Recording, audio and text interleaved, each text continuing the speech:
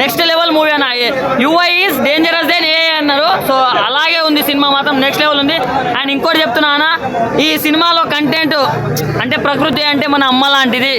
అసలు ఒక మంచి సబ్జెక్ట్ తీసుకున్నా. నెక్స్ట్ లెవెల్ ఉపేంద్ర గారి పేరు ఇండియన్ సినిమా ఇండస్ట్రీలో అసలు ఒక చరిత్ర సృష్టిస్తుందన్న. ఆ దాంట్లో మాత్రం ఎలాంటి డౌట్ లేదు. అండ్ ఈ సినిమాకి నేను ఇచ్చే రేటింగ్, నువ్వు తెలివైనోడివా 5కి 5 ఇస్తావు, నువ్వు నాలాంటి మూర్ఖుడివా 5కి 4 ఇస్తావు.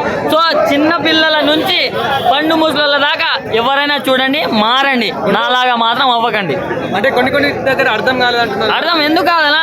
నేను ఇంటెలిజెంట్ని, నేను మూర్ఖుడు అయితే అర్థం కాదు, ఇంటెలిజెంట్ అయితే అర్థమవుతుంది. నేనైతే ఇంటెలిజెంట్ని కాబట్టి నాకు అర్థమైంది. ఉపేంద్ర అంటేనే ఒక డిఫరెంట్ సబ్జెక్ట్ వస్తుంది కదా, అలా అనిపించిందా?